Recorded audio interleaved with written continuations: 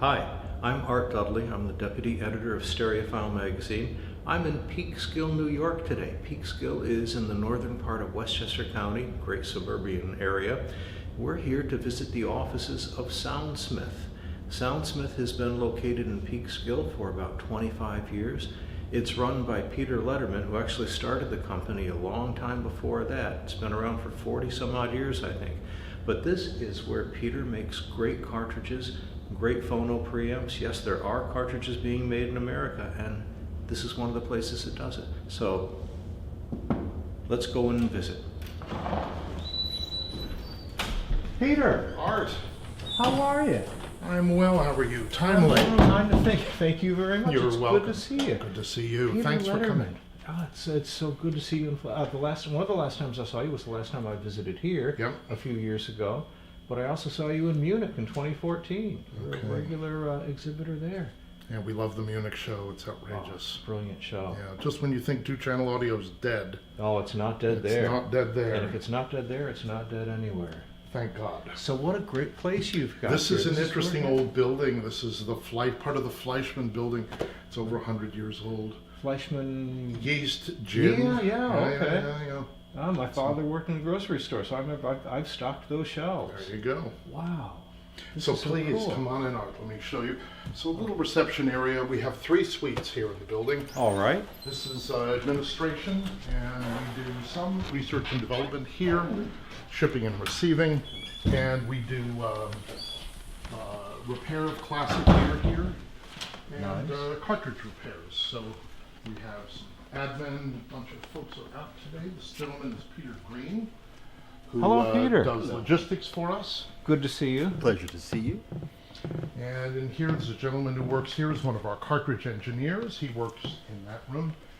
As we come down, this is my office and my workbench in there. And yeah, I do a lot of, I build a lot of the high-end cartridges here, and I do cartridge repairs. And so you're doing a lot of the cartridge repairs yourself? I do a lot of them. I really enjoy it. I've done it for over 40 years, and it's an indescribable joy to fix something so tiny. But isn't that nerve-wracking? I mean, I have a hard time just cleaning a stylus. So you know how I relax? How? I rebuild pocket watches because they're an order of magnitude larger than working on cartridges. So I do this to relax. It's like surgery. My gosh. It is microsurgery. I had a customer who was a brain surgeon who said, I'm working at a scale that's on an order of magnitude smaller. Wow. So Soundsmith has been around for 48 years, and it's been a mentoring company for all that time. Yeah, tell me about that. Well, I've been, always, my parents raised me to give back, and I wanted to give back to the industry that I love. So we've been a mentoring company. I've taught a lot of people. Many have gone on to stay in audio. Jeff Joseph is one of Joseph Audio. His mother used to bring him for electronic lessons, and he jokes and says other parents are bringing their kids for piano lessons. My mom used to drop me off at Peter's. So, and of course he stayed in audio and has a successful loudspeaker company. Great. We just had breakfast in Montreal the other day. So Jeff's a good buddy, and it's lovely to train people, and they are able to take jobs and stay in the industry. So back here is our service facility. We still service a fair amount of classic audio, and we're always looking for people that are very interested in learning. Unfortunately, there are far fewer of them than there used to be. We used to have people banging on the door to come here and be trained by me, and really learn the art of electronics and service and engineering. Service is a great way to learn engineering, because when you study the forensics of failure, you become a really clever engineer. I guess you would have to. You would have to be. So servicing the weak points in audio, electromechanical. But before we move away, yes, sir. I have to ask, you mentioned banging. Yes. Is that not, I'm not going where you're afraid I'm going, is that not a Bang & Olufsen record player? Well, that's a 4000 series, and another one next to it we're restoring. I was actually trained by B&O in 1970 when I had a service shop at Audio Experts in White Plains, New York. So we make all the cartridges for Bang & Olufsen. That was our first large-scale commercial product. And we got the license from them, and they stopped making in 1986. So for over 20 years, we've been manufacturing all the Bang & Olufsen cartridges. And they're fixed coil cartridges, moving iron They cartridges? are. They're moving iron, and it was a brilliant design. They went through 3 generations of designs, and our half-inch mount cartridges are based on their design. They evolved it over a 30, 40-year period, and I've taken it a number of generations further because it's a brilliant design. Moving coil has kind of a ceiling for evolution. This design didn't. So I was thrilled to get it and just keep evolving it into finer and finer performing cartridges. So people send you their Beograms and you redo the cartridges? We get repairs from all over the world. We do not as many as we used to, but we do full restorations, and we work on gear that nobody else will touch because they don't have the expertise. So not just the cartridges, you'll do the motors? Oh no, we the do circuitry, a lot of gear. You'll see as you come through, we have stuff, wow, very rare stuff. This is an Akamichi CA7 preamp that we're working on. We were authorized, we were the factory service center for Tandberg for many years. Oh. So we did all of Tandberg America's repairs. Even the tape players? Oh, everything. Wow. Everything. So we still do restoration. You'll see some in the other room. That's a nice Riga. Yeah. Hello. Yeah. Looks like someone's drilled some holes in that arm. That's a modified arm, and okay. actually we're doing that for a gentleman. Back there, not well displayed, I'll show it to you next door if I remember, is a Schroeder tone arm. Oh, That's one of the prototypes we're making. It's called the Alto, and we're going to be putting it in production. It's a Schroeder design he's given exclusively to us. This is an automated lathe we make the ebony tone arms with. It's computer driven, and so we're starting to get near to being in production for that. But this is a Halcro amplifier down here. There's nobody left that services these. So, but we get equipment from all over the world. But we're pretty fussy about what we'll work on because we only do full restorations. We don't do anything less than that. And then we warranty the product for a year. Okay, so somebody calls you and says, my Halcro amplifier is making noise in the left channel. That's going to be a job for somebody else. But if they have... No, if they want it properly done and fully warranted and nobody's been in it, we'll often take it on. Okay. We're a little fussier than we used to be because we're a little smaller in that sense than we used to be. And a DCSL card. Oh yeah, we just got that in, and wow. We have engineers that have worked for us full-time. They're semi-retired. This gentleman comes in part-time, comes in evenings.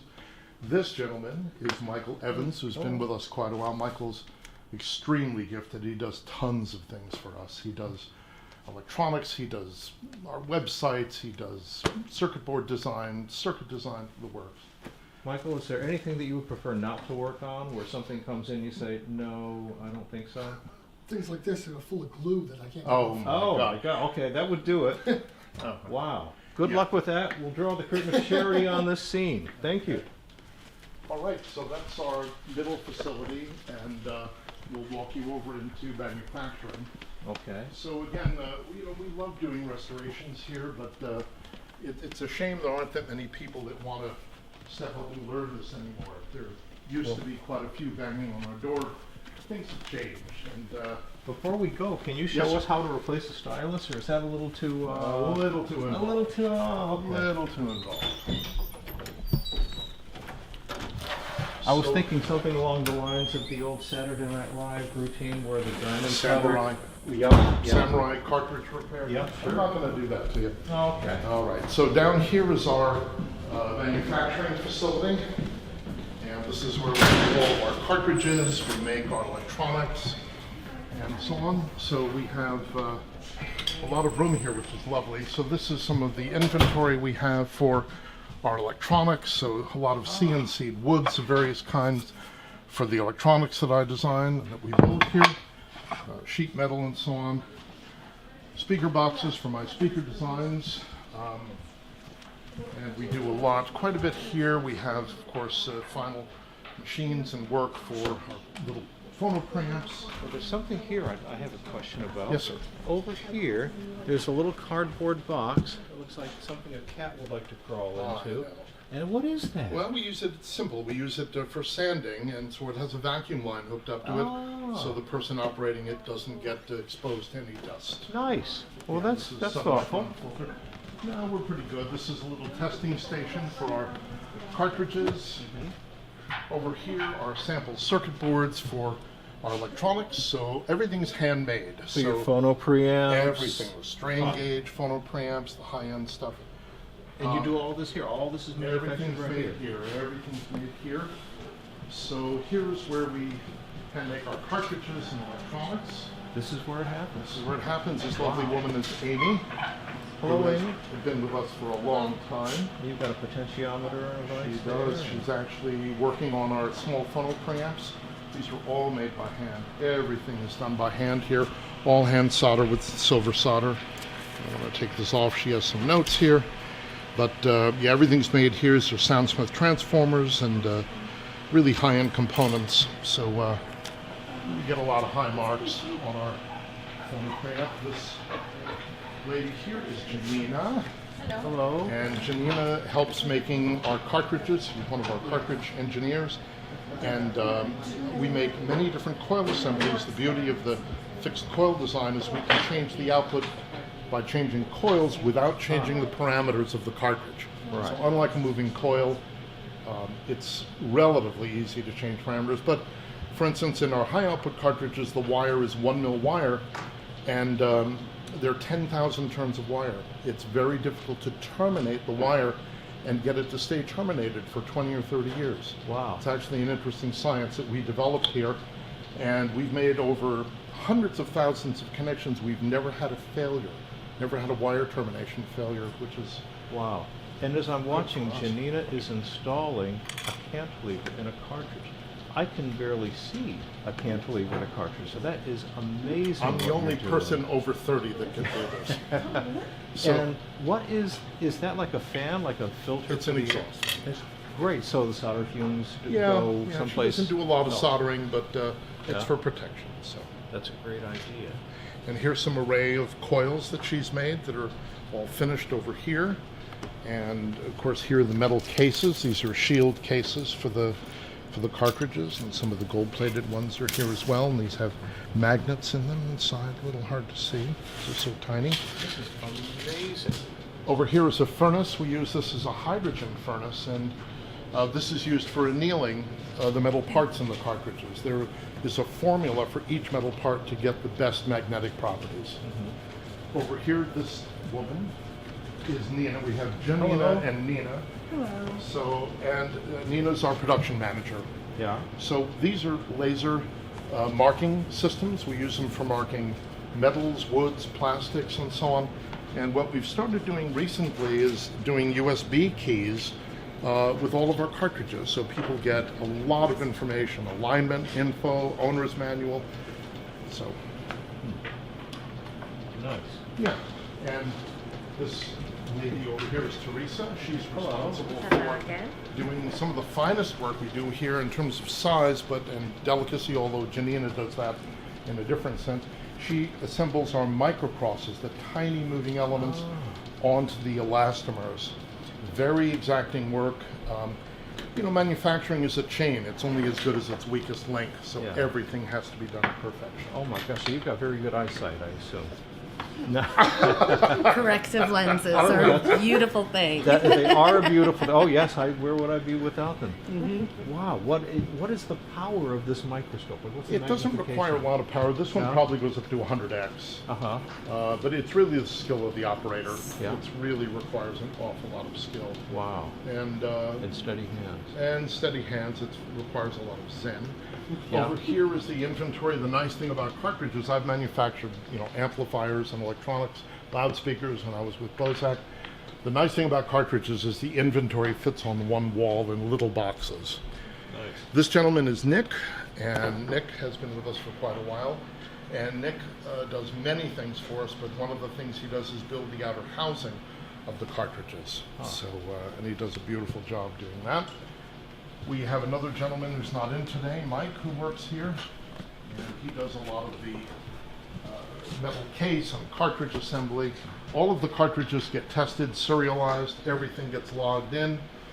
And Your cartridge bodies, some are molded and some are machined. they're all machined. They're all None of them are machined? Okay. molded, some of them Okay. machined. We use different materials. We use Yeah. ebony, we use composite materials and so on.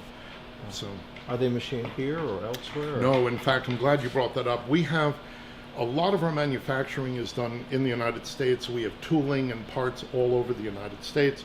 We even have people that work out of their homes. So this is an old style of manufacturing, because in the old days in the West, women would make parts of clothing in their homes, and one woman would sew it all together.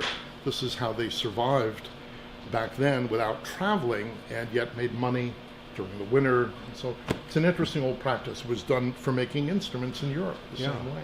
It's neat. I've seen photos of the old Garrard factory in Swindon in England, and most of the people making the 301s and the 401s, you've got next door, we'll take a look at that in a moment, were women. It was women doing all the work, and women doing all the work here. So, well, you know, women can do multiple things without dropping everything. And, yes, and a man, if you call his skill name, that escapes me. well, again, you call a man's name, and he's like, "What?" And it's it's over. done. It's over. Wow. So, Great. Thank you all. this is manufacturing, and appreciate your coming and taking a little tour. There is so much stuff going on. I just can't get my head wrapped around the idea of manufacturing a cartridge. You know, Anywhere, let alone here in Peekskill, New York. well, it's a lovely thing to make a cartridge. You know, it's an amazing thing to make something so tiny that has to perform so well. And people who have analog systems don't understand the cartridge is really doing most of the heavy lifting. Some people think if they spend a fortune on their turntable and tone arm, they can put a low-cost cartridge on their turntable and they're going to get away with it, and you really can't. You're much better off going the other way. And we have something unique. The Soundsmith cartridges can always be rebuilt fully to new condition for 20% or less. So if you buy into a high-performance cartridge, you can have it not only forever, so your cost per play goes way down, but you can migrate it to another table later if you get a better table and arm. So it's a very good investment versus something that's like a tire that you wouldn't retread. You use it, when it fails, you throw it out. Not with the Soundsmith product. We don't do that to our customers, and I don't build product that can't be fully restored very reasonably. Interesting. Are these now the styli on your cartridges? Are they all user replaceable? Can you? No. No? No, Okay. glad you asked. No, like moving coil cartridges, the stylus and cantilever is an integral part of the cartridge. So they're not like moving magnet. They don't have user replaceable styli. Interestingly, our strain gauge cartridge does have user replaceable styli. So it's the only high-end product that has a user replaceable styli, and we make 5 different styli for them, everything from 78 to a bunch of different variations. Interesting. So on the ones that are not user replaceable, when it comes in here, are you pulling the whole cantilever out, or are you just replacing the gem, the stylus tip No, itself? we typically will replace the entire cantilever. Okay. Yeah, doing an in situ diamond replacement is very difficult. We do it obviously with all the cartridges that come to us from all over the world for repair, because then you can get closer to the original design. But with it's a Soundsmith cartridge, sometimes it's more expeditious, even though a little more costly, but you save it on the labor. Sometimes it's better to remove the whole cantilever. But often when a Soundsmith cartridge comes back and it's older, we'll take it completely apart and just rebuild it as new. Okay. And you being the guy who designed it and built it in the first place, you kind of know what cantilever it wants, so you've got those in stock, I gather. Oh yeah, we have a lot of inventory. We keep, and you know, everything that people order from us, our distributors, you know, and U.S. dealers, everything is built to order, so they never get old stock. Everything is built right up to current production standards. Great. So we have to maintain a lot of inventory. Okay.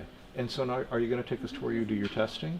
Well, the cartridge testing is actually done here. Oh, okay. But we have another facility I can take you to where I do a lot of R&D. I listen to certain cartridges, both repair and new designs or current designs. And that's also where our DirectGrace charity is. So in that room, I'll show you that. Okay, great. Let's go take a look. Okay, sounds good.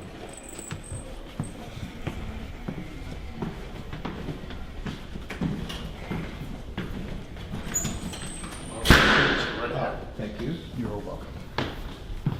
All right, well, this is a great space. Look at this. Look at all this gear. We have a lot of classic gear here. This is our Tandberg wall. You know, there's a place where all the elephants go to die, so all their bones are in one. This is where Tandbergs go to die. That's where they go to die. That's right. And look at this. I mean, you've got so much cool gear. I almost didn't notice the baby grand piano underneath the record. This was a piano that was donated to the DirectGrace project, and it needs to be restored. But when we've recorded live in here for the DirectGrace project, we've had a grand piano put in here. So it's been right over here for one of the recordings that we did. Wow. Now, you mentioned before that when you started Soundsmith, it was a mentoring business. It was Correct. a mentoring thing. It existed so that you could give back to people what the audio industry has given you and what music has given to you. So now you're taking a step off to one side and giving in a different way. You've got a charity going. I am. The DirectGrace, I'm glad to tell you about the DirectGrace project. I got involved because of some very good friends, Len and Georgia Morris, that run Galen Films up on Martha's Vineyard. And these folks became aware that there were 215 million children in the world in severe forms of slave labor. And they decided to just give up everything that they do. They lost a studio that was worth $1 million. They put everything they had into making films about child labor, slave labor, and child rescue. And their first film was called, I have the poster up there, called Stolen Childhoods, that Meryl Streep narrated. These people impressed me so much. I was very moved by their work. My parents were Holocaust survivors, and they taught me to give back. So I said, what can I do to rescue children? I mean, these children, as horrible as it sounds, would be better off dead than, chained to a machine, sold for debt. I mean, the list just goes, prostitution. I mean, it just goes on and on and on. So I decided if I could get a hold of maybe some record lathes, I could start a direct-to-disc label and generate some money to rescue children. So that's the origin of the name DirectGrace. It's Right. a play on words of, okay. Direct to disc and Nice. great directly giving to the children through organizations where money is not lost to maintain their offices and telephones and just the most efficient way. So Surely you're dealing with international politics at some point. There must be some bureaucracy that's impeding your efforts. And that's the beautiful thing about working with Len Morris. He has a website called Media Voices for Children. Len is so focused to make sure every nickel goes to the children. He visits these countries on a regular basis. He's saved so many children. He told us recently we've rescued over 300 children in the 8 years that DirectGrace has been. So, we sort of talk about the fact that we can't change the world, but we can change the world for a few children. Yeah, really change it one for child them. at a time. One child at a time. So that's what we do, and we work through Kenyan Schoolhouse, which is a tremendous organization.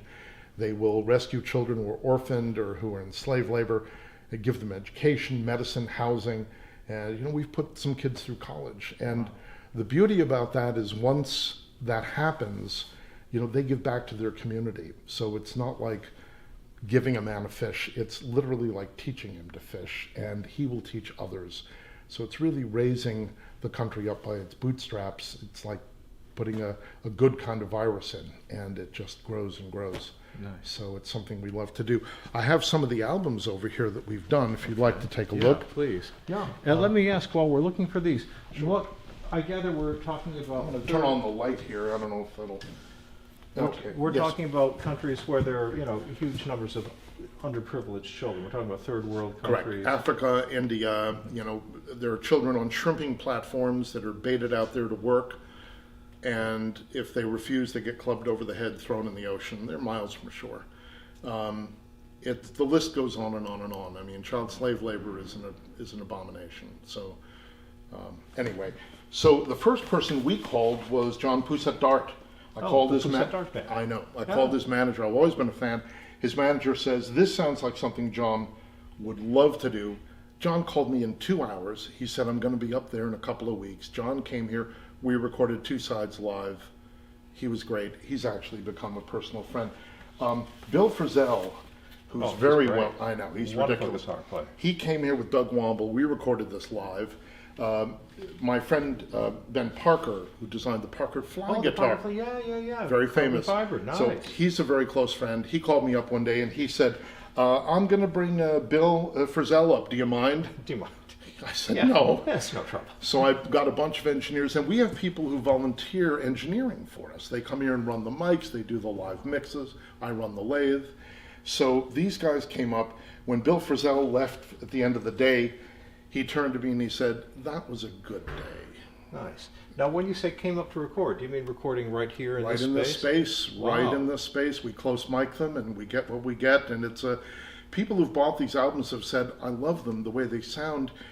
They said it's, I forget the clarity of a direct-to-disc, but they say it's like they've come into my living room because we don't muck with it, We put mics in front of them and it sounds like they've come to visit. It seems like a good space. I see this nice sloping ceiling. Well, Was that? it's actually a horrible acoustic space. Really? Yeah, but I've learned to live with it. When I was designing my speakers, I thought, when we came into the space, I thought, oh man, I'm going to have to change. And then I realized if I can make a speaker sound good in this space, it's going to sound good anywhere. Well, perhaps that's a good approach. It was, they say you can't teach an old dog new tricks, but every once in a while something gets through. Yeah. I mastered this here for Jerry Allen, who recently passed away. So this was mastered back on our lathes. I'll show you that. And Elio Villafranca, who's become quite famous. I mastered this album. And my friend Mark Cosgrove. Mark Cosgrove, I'll tell you about him. He's a great flat picker. He's been a friend since I was 18. He's a tremendous flat picker. He toured with Jerry Douglas, and now he's touring with David Bromberg. He's a monster. So we have this lovely bluegrass album he and a friend came up and recorded. And this album is interesting. It's a folk album, solo album. Sam Morris, he's the son of the filmmakers that I mentioned, Len and Georgia Morris. Very talented. Nice. Terrific guy. The other album that we did, the most recent one, and we're going into a repress of it because we're just about sold out. We have a few left of these. This is Elio Villafranca, and he wrote a song for this album. It's a double album, direct-to-disc, Flower by the Dry River. And this is just an astounding work. He brought 8 jazz musicians here, got them all in here. It was a miracle. 2 days of recording. And all these people are donating their time and their talent. So Everything. And Robin Wyatt actually produced, he financed the great. production of this. So all the money is going directly to DirectGrace. Correct. We use the funds that come in, pay for the record production, although frankly, I sort of pay for it myself. And then all the sales, everything goes to rescue children. That's great. Yeah. What more could you ask for? Well, And that begs the question. What more could you ask for? Well, I'm sure there must be a lot of people both in and out of the industry watching this and saying, this sounds like a really great thing. I should be a part of this. What can people do? What do y'all need? What we need is, obviously I spend a lot of my time managing Soundsmith and doing the work that I do. It would be lovely to get someone who wanted to act as executive director. Someone who's retired, who has the time, who has the inclination, wants to give something back. We need to build our catalog, and bless him, Chad Chasm of Acoustic Sounds. Absolutely, great. Talked to him the other day. I said, "Do you want to get involved? Help us repress existing albums, and maybe put a few of yours up so a percentage goes to the children." He said, "Done." I said, "Oh, bless you." So nice. Chad's getting on board. We'd also like to expand our catalog. So existing musicians, that are well known. A lot of them have studio session recordings. These are recordings that will never benefit anyone. If they would come forward and say, I've got so much stuff here, and audiophiles, frankly, like to listen to stuff in the studio that are rehearsal sessions or... Oh yeah, we live for that sort of thing. We live for it. So if those people would come forward and say, hey, listen, we'll edit some recordings, I'll do half-speed mastering, I'll show you our lathes. I'd love to see those. Show you the lathes. So they're in this space here? They're in the back, I'll show them to you. Great. But if those musicians would come forward and say, we want to help the DirectGrace project, we'll either come and record for you. Bill Frisell said he'd come back and record for us here live. But if those people would come forward and say, yes, we've got recordings, or even a repress on an existing album. If they say, yes, we'll let you do a half-speed master, limited press. We would love that because we need to expand our catalog. So those are the 2 things we need. Someone to help run the project and musicians to step forward with recordings and say, here you go. I think I'm going to sleep a little better at night knowing that I've rescued a child from slave labor. So, let me show you the lathes. I have to see them. Wow. And, you talk about divine intervention. Carl Rawadi, who runs True Tone Records in the city, he came into the New York Audio Show. We were there years ago, and he stood in our room and he said, I don't know why we're here, why I'm here. And I said, he gave me his card, and I said, oh, I know exactly why you're here. I said, God sent you. And he looked at me, and I told him about the DirectGrace project, and he said, I'm totally in. He said, whatever you need. Called me a month later. He said, how much money do you have? I said, why? He said, I'm selling 2 lathes. I'm moving out of my building above Birdland. And I said, how much? He gave me a price. I said, can't afford it. He said, go rob a bank. So I went and I realized, you know, I shouldn't tell you this, but I robbed a bank. That was when the banks allowed you to rob them. Yeah. So I got the money and I bought these 2 lathes. These are VMS These 70s. are Neumann lathes. Neumann Look at lathes. this. This one's a little special. This one has a Techniques motor, and which does half speed. So I can do half speed mastering on this guy, which I love. It's just wonderful. Is that now? You feel that's worth the time and trouble? Oh, absolutely. Yeah. I've done quite a bit of half speed mastering, and it really sounds wonderful. You know, the energy, the cutting head has 4 times the energy to get the stylus where it needs to get to. So you get a much more linear cut. Huh. And is that a Neumann head also? Yeah, that's a Neumann head. That's a 72 head. This is a VMS 70. Okay. And that's how you can tell the year that it was designed. Oh. And So- is there variable pitch on this? There must be. Oh, yeah. How do you And do that? I do it manually, actually. Oh, okay, wow. So I pitch it manually. I have a graph that the musicians give me, and when the loud portions are, when there's a lot of bass, so I can pitch it up and pitch it back. So it's a bit of an art to do it manually, and you have to adjust the temperature of the cutting stylus Right, yeah, the as heated you go stylus. in. So it's a bit of an art to master a record. Wow. Is that a ruby cutting stylus? Yeah, they're all Okay. ruby. Yeah. All ruby. Last about 80 hours. Wow. So that's the DirectGrace. And the lovely thing are all the engineers that come in and volunteer their time. They bring their mics, they bring their mic preamps, and they do all the mixing while I sweat bullets over the lathe. Now, where did you learn how to master a record? I figured it out. Yeah, nice. Well, Carl Well- was also really nice. Carl Waddy was great. He spent some time teaching me. He probably gave me 10 or 15 hours of lessons, but this is not my first rodeo. I've been Yeah, that's doing, I've been doing audio a long time. So this is, it's intuitive, and you learn it. And fortunately, it didn't take me too long to learn. Nice. So this is our listening room. This is my main system here. Okay.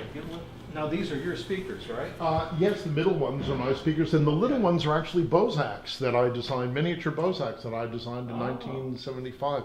Those are the MB80s on the end. The little ones are sort of a low-cost speaker I've been playing with. And these are all my electronic designs, except for the guys on the lower right, obviously. These are a pair of old Bozak LS200As that I designed in 1976. Good Lord. They're in such good shape. I mean, you keep all your toys very nicely. I Yeah, try. Everything's in very good shape here. So and this is, by the way, a cylinder player. This is my friend John Levin, who I've become friends with. He approached me 7 years ago at Rocky Mountain Audio Festival. He said, can you make me vertical cartridges for playing cylinders? And I thought And they're about vertically modulated. They are. Instead of a mono Or instead of lateral. disc. Yeah. Yeah, and I looked at him and I said, sure, I could do that. And he almost fell over. And he said, I've gone to every cartridge manufacturer in the world. No one will do it for me. I said, I'd be happy to. We've become friends.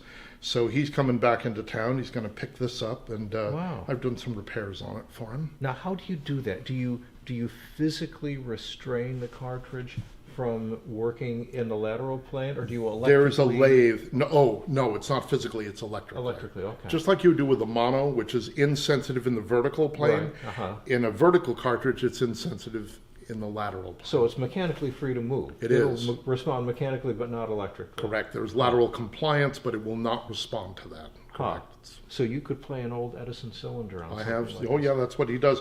Wow. In fact, he's used my cartridges at these big conventions for people involved with cylinders. And one recording that had sleigh bells on them, nobody had ever heard the sleigh bells before. For heaven's sake. It just sounded like glass breaking. And when he said, Peter, when I played it with your cartridge, everyone Huh. went like this. They could hear the sleigh bells in it. And that's He was a that's great guy. Schick tone. That is a Look at Schick. that. That's an early Great. Thomas Schick. He was Yeah. taught by Frank Schroeder. Well, let Ah. me show you the alto. That's over here. Okay. This is an arm we're going to be producing, Oh, and this was designed by Frank Schroeder.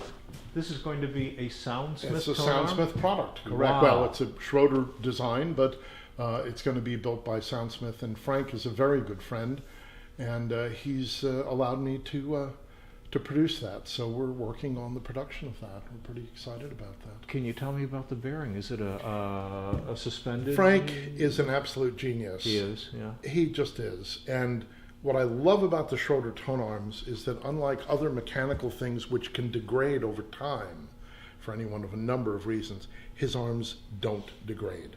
50 years from now, they're going to work like the day that you bought it. The bearings don't wear. There's They no don't wear. wear, correct. So this is a very stable design, and Alto stands for asymmetrically lateral topology.